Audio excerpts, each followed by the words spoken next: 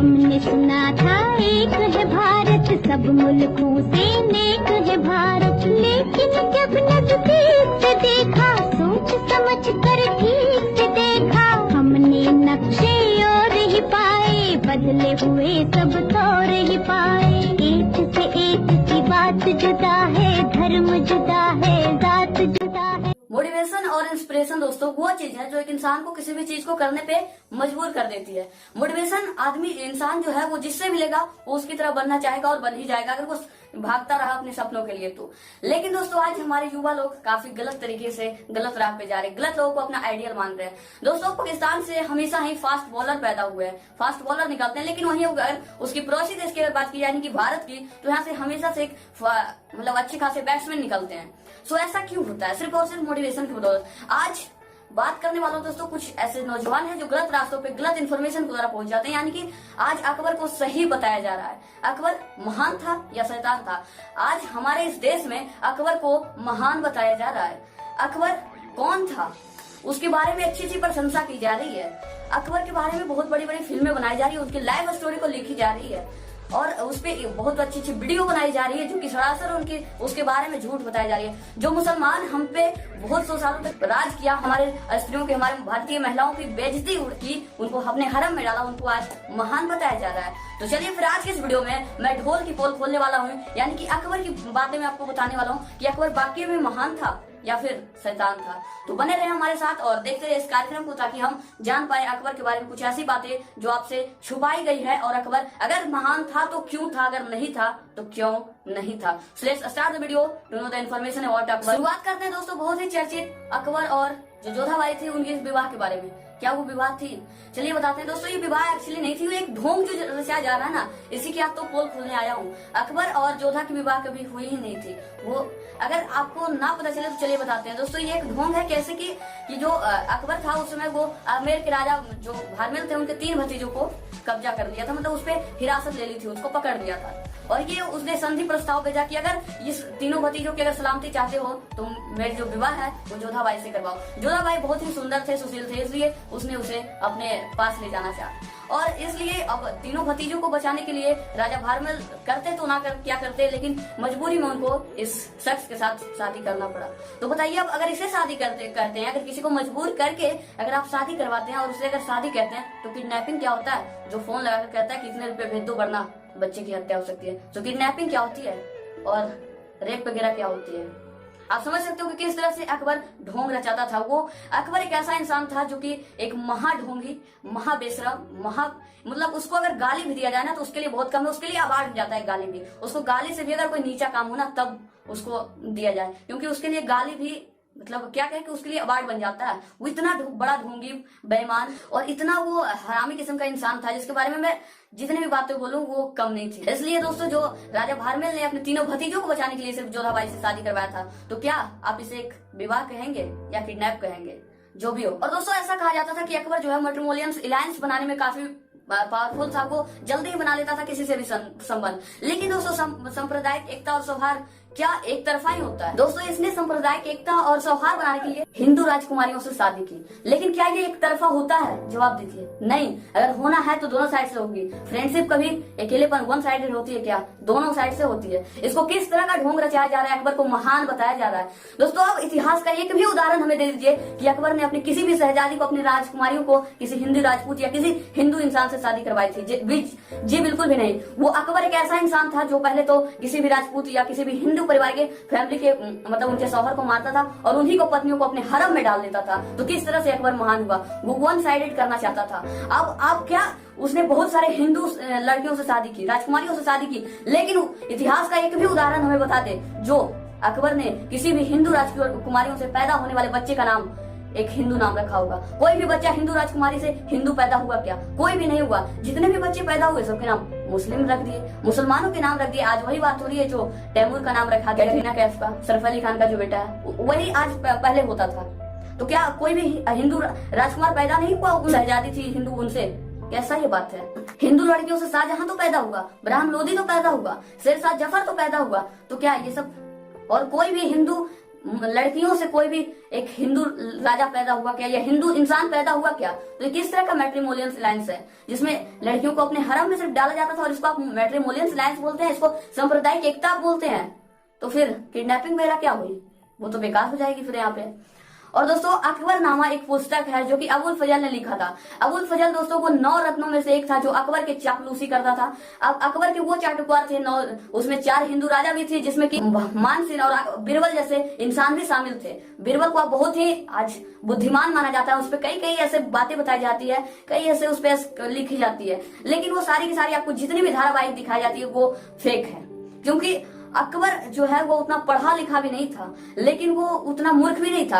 अकबर के बाद खुद स्पष्ट करता है कि उसके जो महल में 9 रत्न थे, जो 4 हिंदू और 5 मुस्लिम थे, वो मतलब ऐसे ही मूर्ख थे। उसने ऐसा, और अकबरनामा जो दोस्तों उसमें 9 रत्नों में से एक था, यानी कि अबुल फजल उसने बताया है एक अकबरनामा पुस्तक में कि उसके हरम में 5000 स्त्रियां थी। तो क्या स्त्रियां कहाँ से लाए थे? ये अपने देश से लाए थे। और अकबर तो खुद कहता है कि मैं तो स्त्रियों जो रानियां थी और मुस्लिम लड़कों से मैं शादी करके उनसे अदला बदली करता। 5000 स्त्रियों के साथ क्या करता था और कहाँ से लाया था? वो अपने देश से लाया था। अकबर तो खुद भी बोलता है कि मैं अपने देश से नहीं लाया था।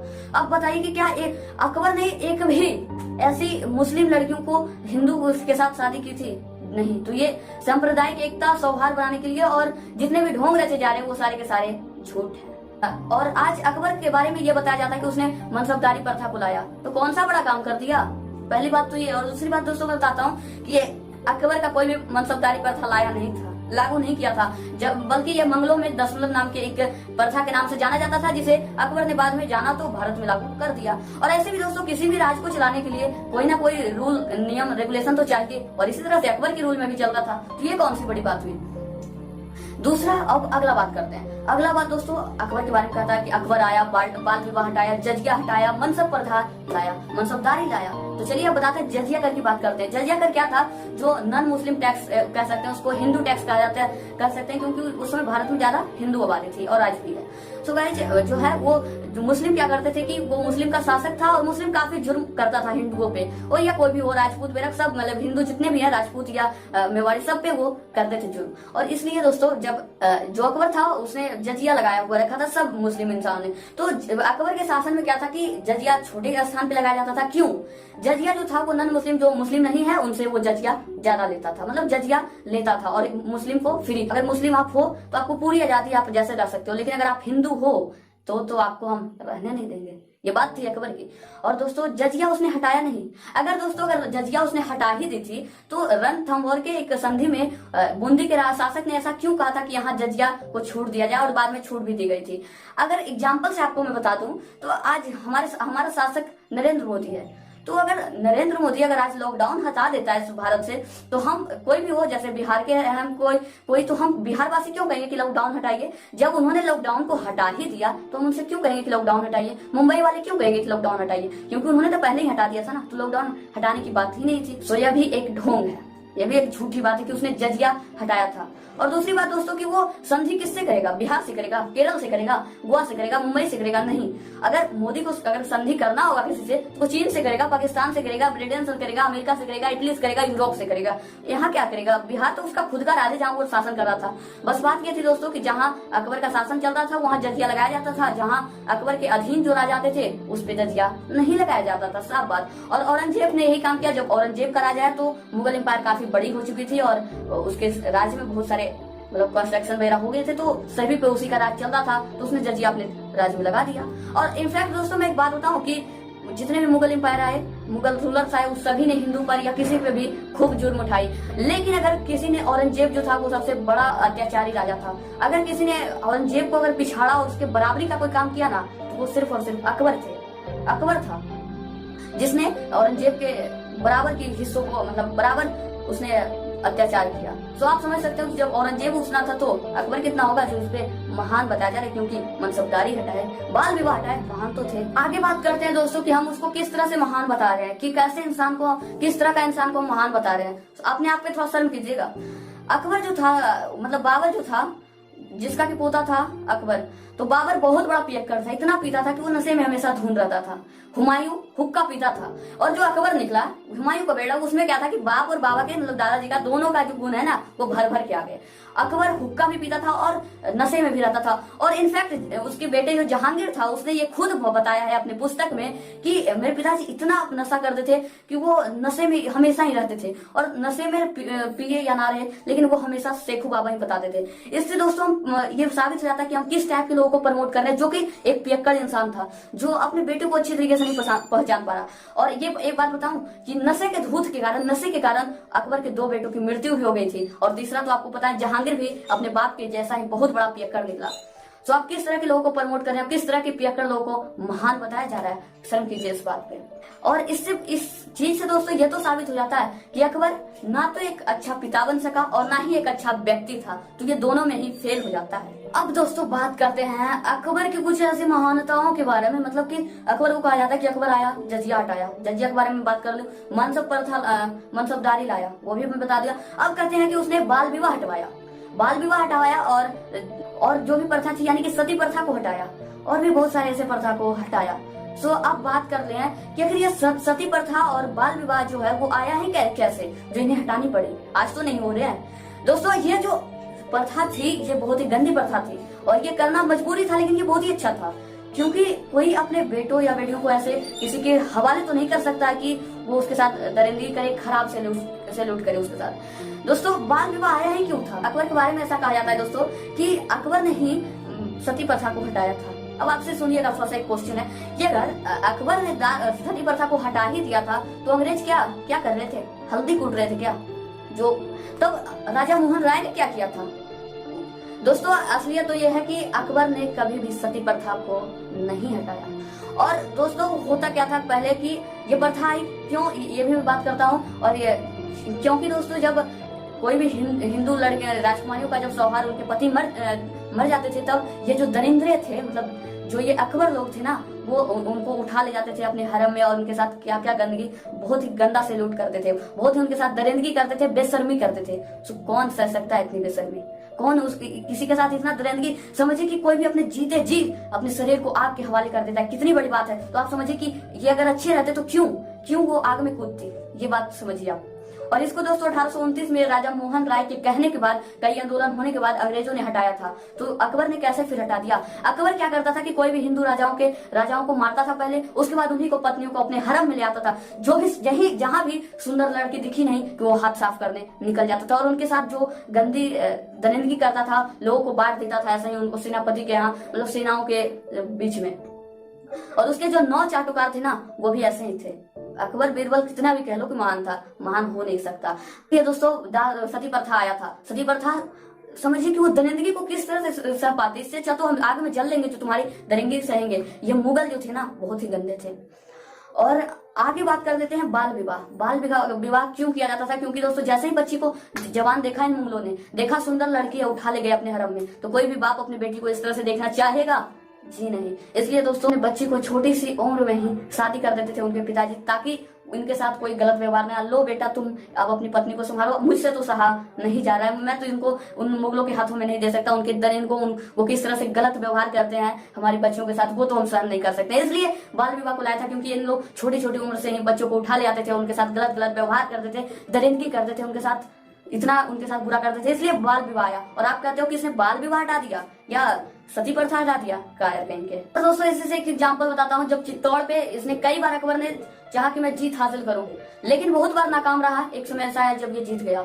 जीतने के बाद दोस्तों वहाँ 8000 जो निवासी थे, मतलब 8000 जो वहाँ के सेनापति थे, वीर बहादुर थे, जो लड़ा करते थे, क्षत्रिय थे, और 20000 ऐसे इंसान थे, मतलब किसान वगैरह थे जो इस मैदान में आए थे। दोस्तों जब उन्होंने देखा कि चित्तौड़ पे हम हार रहे, तब उन्होंने भी अपने क्षत्रियों का खूब मतलब सहारा दिया, लेकिन फिर भी वो हार गए। और किस तरह से वो 28000 लोगों की हत्या करवा दी गई ये पता ही नहीं चला। और अकबर दयालु है, अच्छा है, महान है। उसके बाद का सुनिए दोस्तों।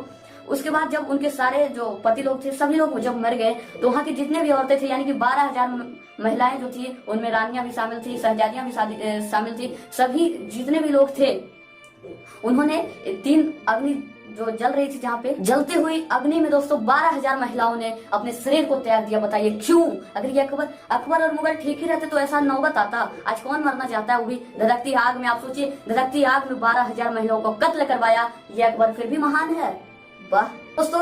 और दोस्तों बात करें ना तो अकबर ने अपनी एशियाई को लिए अपनी इच्छाओं को पूरा करने के लिए, मतलब ऐसी इच्छा जो किसी भी इंसान को नहीं करनी चाहिए, बस किसी की, उसने ऐसी अपनी ऐशो आराम को करने के लिए उसने अपने इस्लाम तक की भी को भी दुरुपयोग किया और उसका बेइज्जती कर दिया। इस्लाम तो बताइए वो दूसरे धर्म का कितना सम्मान करता होगा दोस्तों। उसने मतलब वो सुन्नी था और सुन्नी काजी जो था उसके साथ रहता था, तो उसका ये नियम था कि कोई भी मुस्लिम 4 औरतों को एक साथ नहीं रख सकता था, 4 से ज्यादा। जब अकबर 4 से ज्यादा लोगों को रखने लगा तो उसका काजी उसको मना करने लगा कि ऐसा गलत है इस्लाम के बारे में। तब उसने उस काजी को रोकने के लिए अपने दरबार में सिया काजी को रखने लगा, क्योंकि सिया काजी के रहने पर वो जितनी चाहे उतनी मतलब औरतों को अपने हरम में रख सकता था, अपनी पत्नी मान सकता था। समझ सकते हैं, उसने अपने धर्म का अपमान किया तो दूसरों का क्या वो भलाई करता होगा। और दोस्तों हमारे पूर्व जो पहले प्राइम मिनिस्टर थे उन्होंने इसको प्रशंसा की है इसके बारे में, और कुछ इतिहासकारों ने भी इसको दयालु परोपकारी, कुछ ऐसे क्रिएटर्स ने भी इनके बारे में खूब अच्छी अच्छी बातें कर दी है। अगर इतिहास नहीं पढ़ो ना, ये लोग जो है ना वो अबुल फजल का अकबरनामा पढ़ के खुद को महान समझ लिए। अकबरनामा बताते हैं कोई भी अगर मेरा है तो अगर कोई मेरा दोस्त है तो वो मेरे बारे में गलत बोलेगा क्या। इसी तरह अबुल फजल उसका चाटुकार था। अगर अकबर उसको कह देता कि दिन तो दिन, अगर रात तो रात, वो कहता खाना नहीं है तो खाना नहीं है। अबुल फजल उन 9 लोगों में से एक था जो उसके चापलूसी करता था, उसके तलवे चाटता था। तो क्या, और वो सामने ही बुक को लिखता था अकबरनामा, तो क्या उसके बारे में गलत बातें बताई जा सकती थी? अकबरनामा में इतनी गलत बातें बताई गई है, लेकिन फिर भी ये जितनी भी मैं बातें बताई वो आधा से ज्यादा ऐसी प्रमाणिक बातें हैं जो खुद अकबरनामा में ही शामिल है और अकबरनामा से ही मैंने बताया है। अब बताते हैं अकबर की कुछ दयालुता और महानता की चेहरा। दोस्तों सन 1561 में इसने एटा जिले के 8 गांवों को वो हिंदू राष्ट्रवादियों को, हिंदू जो लोग थे उसको इसने जलवा दिया था। प्रोख नाम के गांव में सभी को जमा करके घरों में आग लगा दी और वहां मौजूद 1000 लोगों की हत्या करवा दी दिन दहाड़े। और इसने, समझ रहे हो 1000 लोग कितने होते हैं जिसको ये जलवाकर मार दिया एक आक्रमणकारी तरीके से। समझ सकते हो ये कितना बड़ा पापी था, दुष्कर्मी था, और आज लोग इसको महान बता रहे हैं। तो क्या हमारे वीर भगत सिंह और महाराणा प्रताप को उनको तो महान बताना ही नहीं चाहिए अगर इसको महान बताया जा रहा है तो। और वहीं से अगर आगे बढ़ते हैं दोस्तों तो थानेश्वर नाम का एक जगह लेते हैं जहाँ कुरु और पुरी नाम के मतलब 2 संप्रदायों के बीच, मतलब वो लोग सन्यासी थे, तब पूजा करने के लिए विवाद हो रही थी उसके जगह के लिए। तब जो कुरी पक्ष के लोग थे वो उसने कहा कि अकबर के पास गया और बोला महाराज ऐसी बात होगी तो बताइए हम क्या करें। अकबर ने सीधा जवाब दे दिया, भाई लड़ लीजिए दोनों पक्षों में, जो जीतेगा यहाँ पूजा कर लेगा। बात सही थी। उसने भी जो कोई पक्ष के लोग थे उन्होंने आक्रमण कर दिया, दोनों गुटों को आपस में लड़वा दिया। और क्या किया, जब पूरी हारने लगा तो उसने पूरी को पक्ष भेज दिया सैनिकों को, और जब पूरी हारने लगता था तो इस तरह से उन्होंने दोनों तरफ के सैनिकों को इकट्ठा करवा के अपने ही सैनिकों के द्वारा उसको मरवा दिया। बताइए उतना 1000 लोगों की जाने चल गई। और अकबरनामा में अबुल फजल ने यह भी लिखा कि बादशाह अकबर को यह चीज देखकर बहुत ही मजा आ रहा था। मजा भी क्यों ना आए, थे तो मुगल। तो बताइए आपको महान किस तरह से हुए। बातों को समझने की कोशिश कीजिए। अगर ये बातें आपको समझ में ना आ रही होगी तो आप इसे गौर कीजिएगा, क्योंकि ये समझने लायक बात है। अब बात करते हैं दोस्तों जिसके बारे में हमारे हिस्ट्री बुक तक में भी लिखी है, जो कि अकबर ने दिल ए इलाही नाम का एक रिलीजियस मतलब धार्मिक एक मतलब अलग ही वो धार्मिक कास्ट बना लिया था, अलग ही धार्मिक, जैसे हिंदू मुसलमान, तो वो इन दोनों सभी को मिक्स करके चाह रहा था कि दिन इलाही का रचना किया जाए। किया भी। दोस्तों बहुत लोग सोचते हैं कि अकबर बहुत ही अच्छा था क्योंकि वो कास्ट सिस्टम को हटाना चाहता थे। अरे मेरे देश के मूर्खों, वो हटाना नहीं चाहता था, वो कब्जा जमाना चाहता था। अकबर क्या था, वो सारे देश पे तो हासिल कर ही लिया था, लेकिन वो चाहता था कि उसके मुट्ठी में, उसके भौगोलिक क्षेत्र को छोड़कर भी, ज्योग्राफिकल एरिया को छोड़कर भी, उसके धर्म भी उसके मुट्ठी में हो, हिंदू भी उसके साथ खड़े हो जाए, कहे अल्लाह अकबर, जो मुस्लिम भी है वो भी कहे, क्रिश्चियन भी है वो भी कहे। इसलिए वो सभी को धर्म को अपने मुट्ठी में करना चाहता था, बस बात यही थी। लेकिन लोग इसे दिन इलाही नाम का और मतलब क्या क्या समझ रहे हैं कि ये बहुत बड़ा शासक था, ये किया वो किया। अरे सब बकवास से बातें यार, सब आपको बताई जा रही है गलत। और दूसरी बात तो ये दोस्तों, ये खुद को भगवान मानता था, इसने ये उस समय एक बार प्रचार करवा दिया कि अकबर ही महान है, अकबर भगवान है। और यहाँ तक दोस्तों उसने इतनी क्रूरता के साथ कुछ हिंदू जो हमारे लोग थे उसको तो इन्होंने अपने पैर जिससे अकबर का धोता था उसको पिलाने को भी बोला कि अकबर एक बहुत ही भगवान है, बहुत अच्छा भगवान के रूप में एक इंसान है और भगवान का एक साक्षात रूप है पृथ्वी पर। अगर उसके पैरों को अगर किसी भी पानी से अगर धोया जाए और उसको पिया जाए तो उसको कोई भी चीज की कमी नहीं होगी उस इंसान को। और कई शासकों के साथ, कई इंसानों के साथ इसने ऐसा करवाया भी। और इसने फिर क्या किया कि लोग बोलते थे, जब एक दूसरे से मिलते थे मुस्लिम लोग तो बोलते थे वालेकुम सलाम सलाम वालू, ऐसे कुछ। तो इसने क्या किया कि सबको बोल दिया, अपने भारतवासी को, आप अल्लाहू अकबर बोलिए। इसका अल्लाहू अकबर का दो मतलब होता है, एक होता है कि अकबर ही अल्लाह है, और दूसरा अकबर से बड़ा कोई नहीं, मतलब अकबर ही बड़ा है, मतलब ईश्वर जो है वो अकबर ही है, और अकबर से बड़ा कोई अकबर से भी कोई बड़ा नहीं है। ये साफ जाहिर होता है कि इसने सिर्फ अपने नाम को बढ़ाने के लिए, अपनी इज्जत को बढ़ाने के लिए इन सब चीजों की रचना की गई थी। ये बेबुनियाद है, ये बेबाहियात है। अगर किसी भी बुक में लिखा जाता है इसके बारे में सही, तो वो कहीं ना कहीं इतिहास को गलत साबित करना चाहते हैं, क्योंकि इतिहास वो लोग भी पढ़े हैं जो इसको सही बता रहे हैं और गलत बता रहे हैं। लेकिन फर्क इतना है कि कुछ लोग इसको सही बताना चाह रहे हैं, जो कि मतलब जिन्ने इलाही जो है वो किसी भी ऐसे लोगों को देखकर नहीं रखा गया था, ये सिर्फ और एक राजनीतिक तांत्रिक किया गया है। और बात कर लेते हैं दोस्तों 9 रत्नों में से एक मान सिंह की। दोस्तों मान तो उसका नाम था, लेकिन मान उसके पास 1% का भी नहीं था, 1% का उसको इज्जत नहीं था, और देना भी नहीं चाहिए इस इंसान को। गद्दार कहेंगे, वो हमारे देश का सबसे बड़ा गद्दार भी माना जा सकता है। दोस्तों उसने जागीर के लालच में अपनी खुद की बेटी को अकबर को सौंप दिया, अपने हरम में जाने के लिए दे दी, और यहाँ तक अकबर ने बाद में उसी को मरवा दिया, उस मान सिंह को ही। और यहाँ तक कि मान सिंह जब मर गया तो उसकी पोती जो हुई थी उसको भी अपने हरम में ले लिया। अब अकबर और मान सिंह दोनों की सच्चाई तो आपको पता चल रही है। मान सिंह और जो भी 9 रत्न थे और जो अकबर था, कोई भी अच्छा नहीं था, ये मैं स्पष्ट रूप से कहता हूँ और कहता ही रहूंगा, क्योंकि अकबर कभी भी अच्छा नहीं था। और जे भी चाटुकार, अकबर, बिरबल, सिरबल, टोडरमल, जो भी आप जिसका भी नाम लो, वो सब इसके चाटुकार थे। अबुल फजल बेहरा, ये कभी भी अकबर को सही गलत नहीं बता सकते थे। दोस्तों हम बात कर लेते हैं अब उस चीज की जिसे हमें चाहिए। हमारे फिल्मकार अकबर को सुंदर और रोबीला दिखाने के लिए ऋतिक रोशन जैसे अभिनेताओं को फिल्मों में पेश करते हैं, परंतु विसेंट स्मिथ जो कि एक बहुत बड़े इतिहासकार थे, उन्होंने अकबर के बारे में लिखते हैं कि अकबर एक औसतन दर्जे की लंबाई का इंसान था। उसके बाएं पैर में लंगड़ापन था और उसका सिर अपने दाईं ओर से तरफ से झुका हुआ था। उसकी नाक छोटी सी जिसपे हड्डी बाहर निकली हुई थी। उसके नाक के पास नथुने थे, ऐसे दिखते थे जैसे वो गुस्से में हो, ऐसे हमेशा दिखता था कि जैसा वो गुस्से में हो, मतलब कि एक दिखता था गुस्से टाइप का हमेशा। तो बताइए अब अकबर जो था वो ऐसे था, मतलब उसका शरीर बहुत ही खराब था। आप समझ रहे होंगे कि अकबर किस तरह का इंसान रहा होगा। लेकिन आज अकबर को महान बताने के लिए, उसको महान बताने के लिए ऋतिक रोशन जैसे हेल्दी, स्मार्ट और सबसे अच्छे बेहतरीन एक्टर को उसके लिए लाया जा रहा है। आखिर दशरथ मान जी में तो उतने अच्छे एक्टर नहीं आए थे कि उनको ज्यादा सुंदर बना दिए थे, ज्यादा रिच बना दिए थे, लेकिन इसको महान बताने के लिए लोग ना जाने क्या क्या कर रहे हैं। और ऐसे फिल्मकार से भी मैं निवेदन करूंगा जो फिल्मों को गलत धारावाहिक तरीके से दिखाना चाहते हैं वो ऐसा ना करें, क्योंकि आप पे पूरी देश चलती है। हमारे देश का ये रूल है, या किसी भी देश का जब बायोग्राफी आती है तो वो काफी लोगों को पसंद आती है, लोग उसे देखते हैं क्योंकि शायद उससे कोई लेसन मिल जाए। लेकिन कुछ ऐसे लोग हैं जो बायोग्राफी को गलत तरीके से पेश करते हैं ताकि कुछ पैसे वगैरह कमा ले। ये सब बातें गलत है, अगर ऐसी ना करे तो बेहतरीन होगा, क्योंकि इसे आप नहीं बल्कि पूरी जनता देखते हैं। तो दोस्तों अकबर के जीवन पर शोध करने वाले इतिहासकार विसेंट स्मिथ ये कहते हैं कि वो साफ अपनी बुक में लिखते हैं कि अकबर एक दुष्कर्मी, घृणित एवं बहुत ही गलत किस्म का लोग था, हत्याकांड करने वाला लोग था और क्रूर शासक था। विसेंट स्मिथ ने अपनी किताब में उसको क्रूर शासक भी बताया था, और यहाँ से शुरू किया कि अकबर भारत में एक विदेशी था। अकबर भारत में एक विदेशी था और उसकी नसों में एक बूंद भी भारतीय नहीं था। और दोस्तों जो जहांगीर है उसने अपनी एक बुक में, अपनी बायोग्राफी वाली जीवनी बुक में लिखी है कि तारीख इस्लाम नाम का एक किताब था उसका, जिसमें उसने 224 से 226 पेज के बीच में ये प्रश्न में ये जाहिर किया है, ये बात को स्पष्ट किया है कि जो जहांगीर और अकबर के शासनकाल में 5 से 6 लाख हिंदुओं की हत्या करवाई गई थी। तो आप समझिए कि ये अकबर वीर कैसे हुआ और महान कैसे हुआ। दोस्तों समझने की कोशिश है ना, आप बुक पढ़िए लेकिन आप गहराईता से पढ़िए। प्रशंसा की जाती है लेकिन उस प्रशंसा में ही आपको कहीं ना कहीं उसके जो निगेटिव पॉइंट्स है आपको वो भी दिख जाएंगे। और आज बहुत सारे लोग हैं जो अकबर को बहुत ही सही बता रहे हैं, लेकिन आप सोचिए कि अकबर को अगर आप इंस्पायर होने लगेंगे, मोटिवेशन लेने लगेंगे अकबर से, तो लोगों पे किस तरह का साइड इफेक्ट पड़ेगा, वो किस तरह से बनना चाहेंगे। और ऐसे भी जो जिसके जैसा सोच सकता है वो इसके जैसा बन भी सकता है। सो इसलिए दोस्तों अच्छी चीजें पढ़ें, अच्छी चीजों को देखें और गलत अफवाह, गलत खबरें ना दिखाएं, और जितना हो सके वो सही चीजों को दिखाने का कोशिश करें।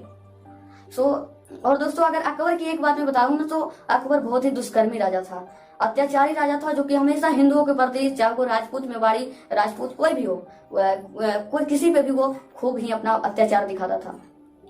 अकबर के 1-2 काम नहीं थे, बहुत सारे उसके गंदे काम थे। उसमें से एक ये है कि वो जो है ना कि हिंदू लड़कियों को अपने हरम में उठाकर ले जाता था। वो दोस्तों अपने महल के सामने ही एक बार मेला लगाता था साल के एक बार में, और वहां लड़कियों को बेचा जाता था। जो भी अच्छे लड़के होते थे उसे वो उठाकर ले जाता था।